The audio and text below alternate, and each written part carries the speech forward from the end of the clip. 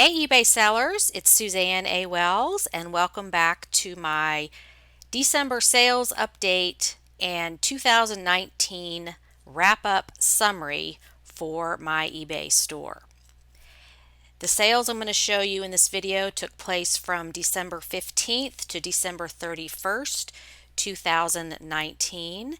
If you have been following my sales update video, the dates have been kind of chopped up. I started these in January of this year on the 15th. So the last sales update video was from November 15th to December 14th.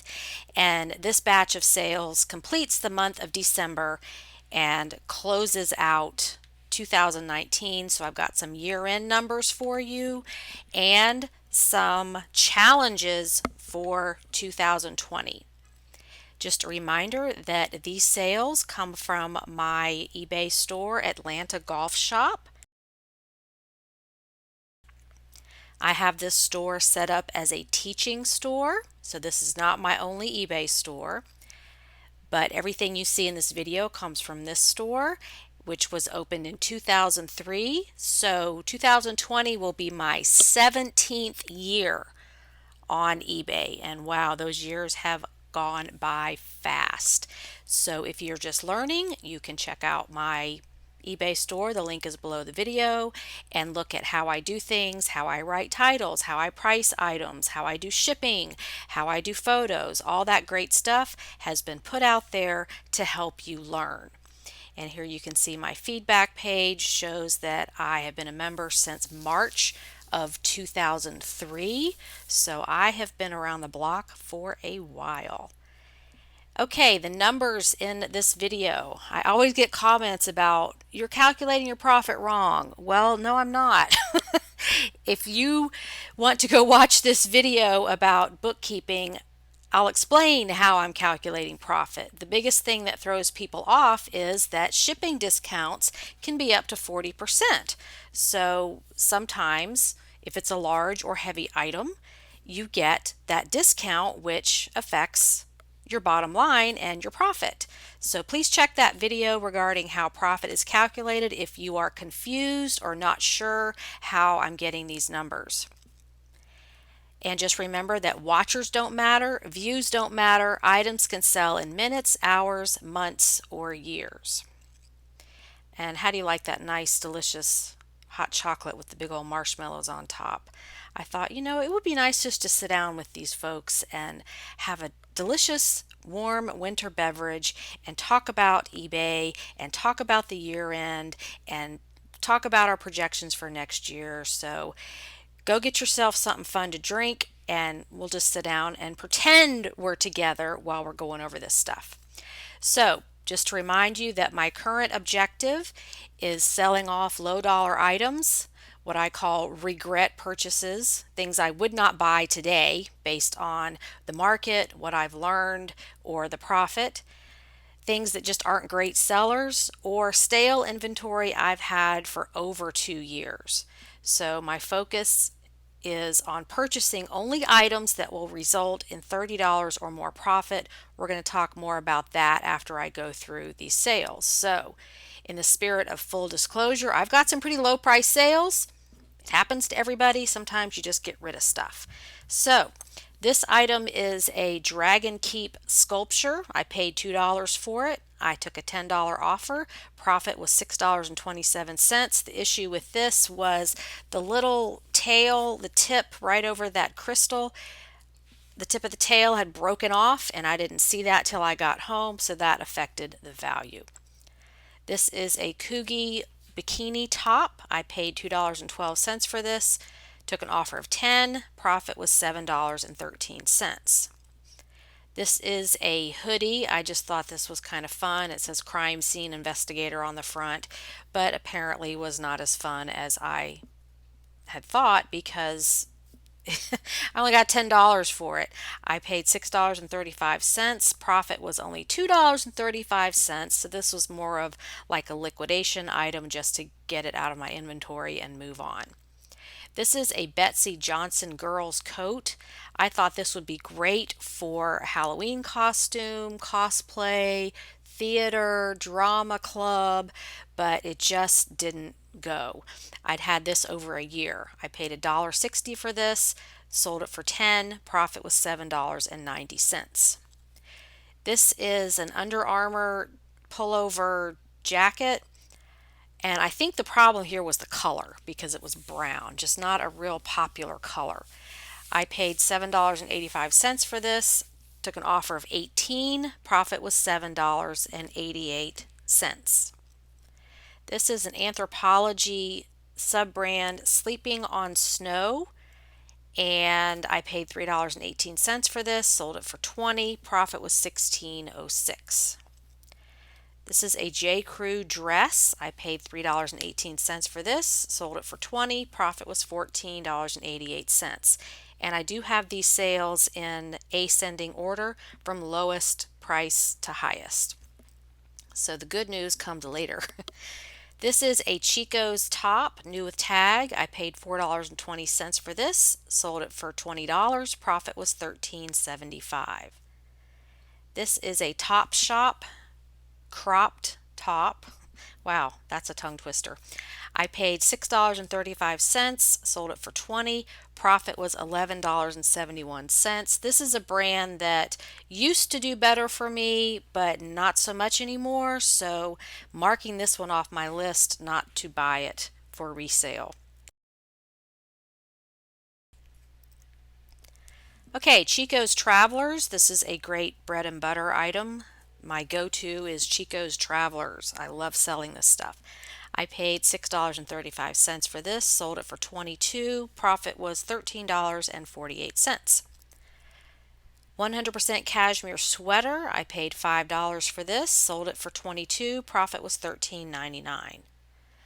Under Armour men's golf shirt. I paid $5 for this, took an offer of 22. Profit was $14.85. Another cashmere sweater, I paid $6.35, sold this one for 24 on best offer. Profit was $15.19. And yeah, you're seeing a lot of best offers because I am using that send offer feature daily and I do get a lot of sales from that. And what I'm finding very interesting is that I watch items on eBay all the time to buy for personal use or even to resell. And some of these personalities out there that are preaching to you guys of how to sell on eBay, I watch things in their stores from my other account. So I'm kind of staying under the radar there just to see how other people use this feature. And I am absolutely shocked that I'm not getting offers. They're not sending offers. And if you're not using that best offer feature where you can send offers all day whenever they show up in there, you are leaving so much money on the table because I get a lot of sales from sending out these offers. And I don't really know why, if it's maybe people don't want to send an offer to you because they don't want to be rejected or they don't want to lowball you too much, so they just don't make an offer at all, or they get that email that says seller has offered you this special price and they're like, oh yeah, I did, I really wanted that, and so they buy it. So I just am really shocked at how many sellers are not using this because I probably have 15 to 20 items on my watch list all the time, things that I really want to buy, and I'm seeing like, is the seller going to send me an offer? And it is rare. I get maybe 2 offers a week on watching maybe 20 different things. And wow, I was really taken aback when I started paying attention to that, of how many people aren't using that feature. And I don't know why. It's not that much trouble. You don't have to send offers individually. You can do a percentage off, or you can do individual offers on individual items. So I'm have on my to-do list to make a video showing exactly how I do it. But bottom line is, Use the send offer feature. If you're not using it, use it. You may only get 10 to 20% items that you send offer on that actually sell, but it's still more sales, so do it. Okay, this is a Bob Mackie jacket. I paid $6.30 for this, sold it for $26. Profit was $15.95. Evan Picone dress, size 22W, new with tags. I only paid $3.15 for this. Took an offer of $30. Profit was $22.58. Eileen Fisher top, I paid $4.20 for this. Took an offer of $30. Profit was $24.47. This is a brand called Kuhl, Kuhl. This was a front zip sweater jacket. I paid $7.47 for this, sold it for $30 on best offer. Profit was $18.26. This is a Ralph Lauren dress. I actually showed this in last month's video, and it was returned and then it sold again just within a few days for the same price. So I paid $5.70 for this, sold it for $35. Profit was $24.38. Another Eileen Fisher item, I paid $6.35 for this, sold it for $35. Profit was $24.69. This is a swimsuit. This sold on New Year's Eve, so December 31st. Croft & Barrow is the brand. That is a Kohl's brand, but it was size 18 and new with tags. I paid $6.35 for this. Took an offer of $35. Profit was $25.94. This is a Nine West cocktail dress, new with tag. I paid $3.70 for this. Sold it for $39.97 on full price. Profit was $32.53. Neiman Marcus cashmere sweater, paid $5 for this. Took an offer of $40. Profit was $30.53. This is a pair of men's shoes. The brand is Sandro Moscolini. That's just fun to say. I paid $5 for these, sold them for $45 on best offer. Profit was $34.28. This is a pair of men's suspenders. I paid $0 for these. I found them at my apartment unofficial trading post where people leave stuff. Great to go over there on move out day and find all kind of things. So this was in a box of clothing. I paid $0. Sold this for $49.97 full price. Profit was $43.68, and these went to somewhere in South America. This is a pair of monkey pajamas with dachshund wiener dogs on them. These were brand new. I got them for $5. Sold them full price for $49.97. Profit was $38.10. And there was a little backstory on this one. Teachable moment. The buyer messaged me on, it was like the 20th of December, and said, "These are perfect for my teen for Christmas. I live in Maryland. Is there a chance I could get it by Christmas if I order right now?" So my answer was very non-committal, just, "Hey, you caught me just in time. I was about to make my daily run to the post office. I can ship today if you pay as soon as possible. I cannot guarantee delivery before Christmas. I'm in Atlanta, so the package would have until Tuesday to get there. That's 4 business days. The odds are in your favor since we aren't that far apart. I certainly hope these would make it, but I cannot guarantee it. Let me know how you want to proceed." So never promise anybody anything. Even if USPS says, 3-day delivery, whatever it is, never take on that responsibility, because if it doesn't happen, they're going to come back to you and it's going to be a problem. They may leave you bad feedback. It just won't end well. So, if you miss a sale, you miss a sale, but don't commit to things that you can't promise. So all I told her was what I could control. I can get these in the mail today, but I don't know if they're going to get there on time. We'll just hope for the best. So anyway, they did make it on time. She sent me this message on Christmas Eve or the day before Christmas Eve. Thank you so much. The Christmas pajamas are perfect for my daughter, and they arrived a short time ago just in time for Christmas Eve. It's a little pricey for pajamas, but they are exactly what she requested. Christmas pajamas with wiener dogs on them. Merry Christmas. So she's kind of like giving me a little backhanded compliment there with, well, these were expensive, but you know what? Hey, nobody's holding a gun to your head. You didn't have to buy them. You chose to buy these at the price I had on them. And what is that saying? That your failure to plan does not create an emergency on my part? You know, you could have bought these beforehand. These had been up for sale for 2 weeks. So you could have shopped around, you could have looked sooner, but you know, it's this is what I'm asking for these because I knew they would sell for that much. But then in her feedback she said, excellent product, fair price, great condition, delivered quickly. So it all ended well. But bottom line is, don't promise things that you can't deliver, and stick to your prices if you've done the research, because this is a perfect example of somebody who waited till the last minute, and she probably could have gotten these cheaper somewhere else, but she didn't. So keep that in mind with these unique, fun items, especially things that are animal specific, like dog specific breeds. Those types of items sell really well. Okay, this is a Mountain Hardwear monkey jacket. I paid $7.42 for this. Sold for $53 on best offer. Profit was $39.05, and this went to United Kingdom.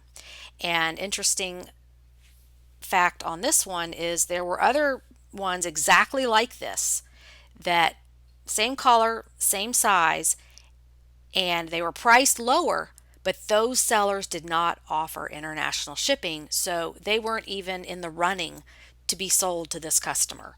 So I'm going to keep preaching it. International shipping, if you're not doing it, make 2020 the year for that, because you will get more sales and at higher prices. Okay, this is a Saks Fifth Avenue cashmere sweater. Beautiful, thick, cable knit cashmere. Just gorgeous. Men's sweater, size extra large. I paid $6.35 for this. It sold for $59.97 full price. Profit was $46.55. I got a bunch of lowball offers on this. $20, $25, and I knew I could get 60 because I have sold this before, because of the size, the quality, the brand. It's cable knit, it's cashmere. This is the kind of high dollar thing I always look for when I'm out sourcing. So it paid off to wait. And this is a Fossil handbag. I paid $5.30 for this. It sold for $60 on best offer. Profit was $46.53. Returns during this time frame, December 15th to December 31st, I had no returns. So that made me happy as well. Okay, the numbers. Now, I'm not giving you any averages for that 2-week period in December. That was just to show you what sold during that time frame and to close out the year on that. So we're going to go into my 2019 summary. And I've been showing you this chart every month for the whole year of 2019 and just adding each month on there. So December is actually a 6-week period because it covers November 14th to the end of the year. And then I went back to January and reconstructed the missing 2 weeks there so we could have an entire overview of the whole year. Total items sold was 754 items. Total profit was $14,980.22, so just short of $15,000. That is profit, what I kept. Average number of items sold monthly came out to 62.8, so we'll say 63 items per month average. Average profit per item was $20.49. and average profit per month was $1,248.35. So I have shown you here what the average person can do with consistent effort over time. And there's always comments every month about, well, that's not very much, you can't live on that. Well, that's not what my channel is about. This is about what the average person can do alongside everything else that's going on in their life, whether it's being disabled, being a caregiver, just not wanting a regular traditional job outside the home, another income stream to add to something else. They're retired and they're traveling and they want to add this to the mix of their retirement income. Or a busy parent that is doing a zillion other things, raising kids and doing this on the side. So my channel is not about thousands of items in inventory and killing yourself doing this business. It is about the quality of life you can have while doing this on the side. And $1,200 a month can buy a lot of things. It can pay your mortgage or your rent. It can be your car payment, your car insurance, and groceries. It can be saving for retirement. It can be saving for a vacation for your family. It can be paying off debt, saving for a car, paying cash for things. It can be a lot of things for a lot of people. So for the average person to be able to make $1,200 a month doing this, now that's profit, so that's what you keep. Doing this type of business, I think, is pretty amazing. And if we look at feedback, I had 754 sales for the whole year and 288 feedbacks. So that's a ratio of about 38% feedbacks to sales. So if you are feeling like you're not getting any feedback, your buyers aren't leaving it, that's completely normal. They just don't. Just keep plowing forward, keep listing, and the feedback will come organically. Number of items in my store at the end of 2019 was 405 items. I expect that to decrease because I'm kind of changing my business model, which I'm about to explain. Remember, the objective of these monthly sales updates is to show what the average person can do. And starting in January 2020, the updates will cover a full calendar month, so that'll just be easier math and a more clear picture of how things work seasonally and that kind of thing. Now, on to the challenge for 2020. I am definitely focusing on a less is more type of business model. Quality over quantity. And this goes completely against the grain of everything else out there you're going to hear about eBay, which is why I am going to stand in my power and say that this can be done because it's already being done. But I just hate for people to be misled and think to do this business and make money that you have to be basically chained to your computer all the time and have huge inventories to make this work. And that is just not the case. So I've shown you over the last year what the average person can do. So now it's time to raise the bar and we're going to be above average. So we're going to just pull out all the stops and go big this year. The first thing you want to ask yourself is, why are you doing this? Why are you selling on eBay? There's usually three answers. To make money, as a hobby, you just like it, it's fun, or you're downsizing. You have a lot of stuff either from your own accumulation, things you've inherited over the years from parents who've left it to you, and it's a way to downsize your stuff and make some money on the side. For the overwhelming majority, making money is the primary goal. So let's focus on that one idea, making money, and do it in the most time efficient and cost effective way. And that means to be a better picker. If you are a reseller who uses a picker business model, meaning thrift stores, garage sales, estate sales, live auctions, and you can cherry pick what you sell, then let's focus on being a better picker. And that's my challenge for myself. because pickers make the highest profit per item of all eBay sellers.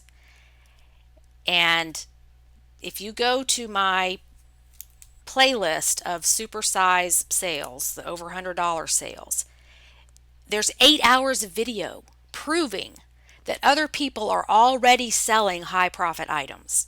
This is already being done. It's been proved. There's nothing to argue about here. If they can do it, you can do it too. Picking is the superior method to make more money on eBay because upfront costs are the lowest. When you go in a thrift store or garage sale, you can get things for $1, under $5. And it doesn't cost much to do that. You can buy as much or as little as you want depending on your budget and your comfort level. So the risk is low. If something doesn't sell, you only spent $1 on it, $5 on it. That's pretty low risk. And as you see back in those $100 videos, these things sell for so much money because there's less competition for the same type of item. And that's not true if you're doing wholesale or drop shipping or pallets or liquidation. Sometimes there's thousands of other listings that are the exact same thing, and your listing just sits there because it's so much competition. But if you've got the only pair of size 11 triple E Justin cowboy boots with ostrich skin, and somebody wants those and you paid $5 for them, guess what? Your item's going to sell. You don't have as much competition for the same item. So this is why picking is superior. Low cost up front, low risk if something doesn't work out, and less competition for a specific item. And just a word about buying pallets, liquidation, and wholesale, because that seems to be the thing now. Everywhere you look that you should be doing that. It's just absolutely not necessary. You don't have to do that. And there are problems with bulk buying. First of all is the upfront investment. It's going to cost you more because you're buying 50 items, 100 items, 200 items, a pallet of items. You're going to have to pay up for that up front. And either you may not have the money or you don't want to risk buying all that stuff at one time, especially if it's being shipped to you, because you can't inspect it. And you can't return it if there's a problem. You're stuck with it. Also, there's lower margins because guess what? If you can buy a pallet of stuff from Macy's or Kohl's or Nordstrom Rack, other people can walk in there and do the same thing. And everybody's getting the same merchandise. So you're not special. That means there's more competition for the same items because other people are doing the same thing you are and getting these retail items, and everybody's selling the same stuff. So you have more competition for the same items. Also, items could be damaged, defective, or unsellable. And I've heard this weekly from different people that they've gone to these Amazon return places and bought these pallets, and stuff on there is damaged. It's fake brands like counterfeit handbag stuff, or it's unsellable. Well, that's why they're giving it to you so cheap, is because it was returned to Amazon. It was broken, it was used and returned dirty or defective, and they're putting all this stuff together in a lot or a pallet, and they're selling it to you, and then you're stuck with it. So think about, why are these pallets and liquidation and wholesale things being offered? Why might that be? Is it because they can't sell it themselves and they're just trying to offload it onto some unsuspecting person?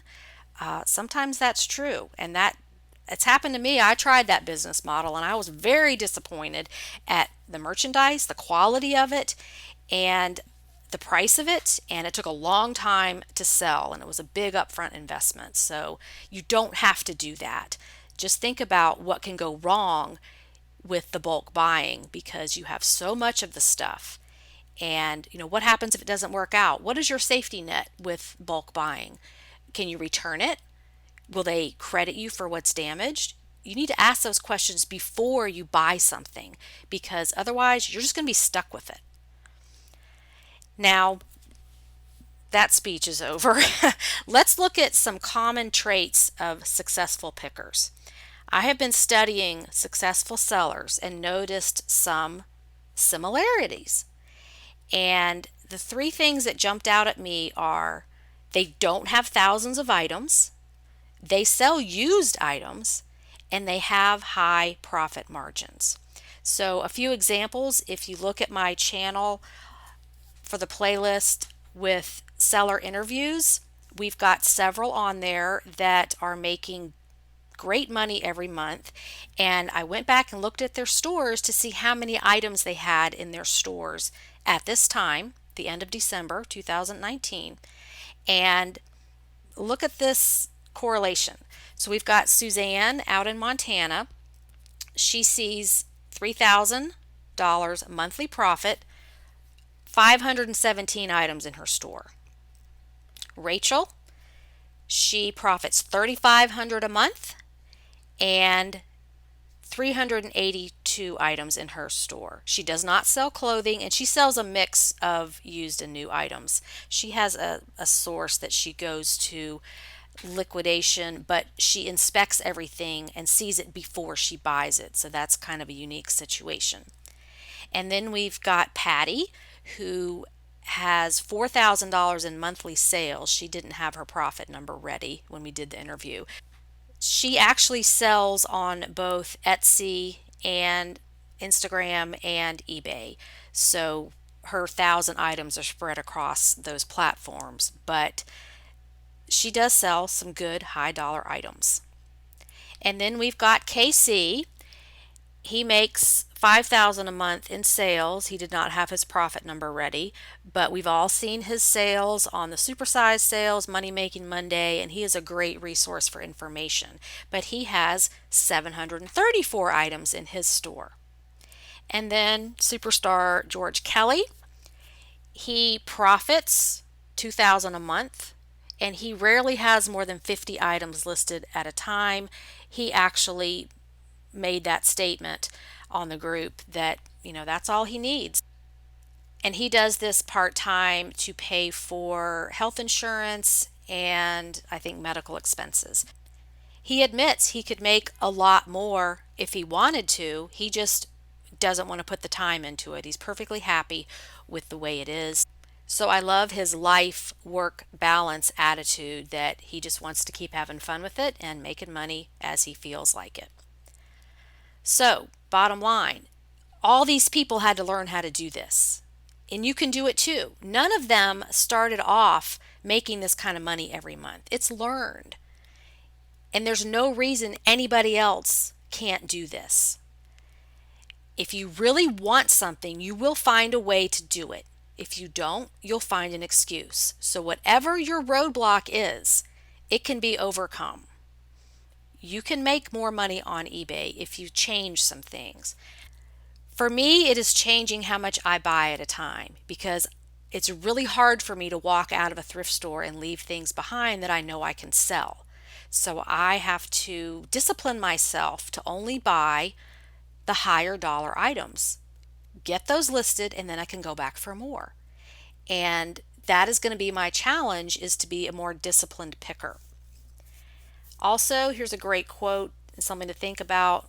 Tony Robbins says, "If you want to be successful, find someone who has already achieved the results you want and copy what they do." So we've already said that many people are making a living or doing eBay every month and selling higher profit items and not as many of them. And that's the direction I want to go in.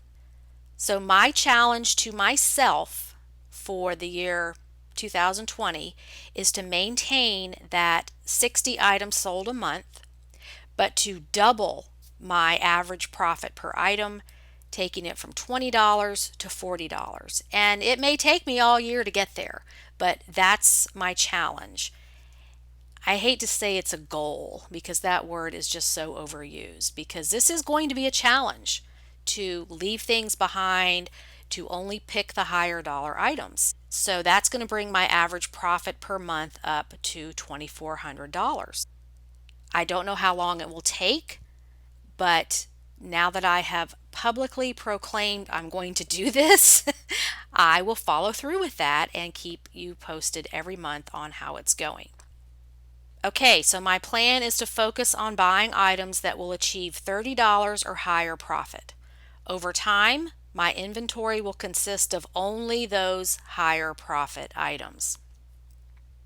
And I want you to join the challenge, not necessarily doing exactly what I'm doing, but whatever it is that you want for yourself, how you want to see your business change in this upcoming year. So just comment below the video. What do you want to work on?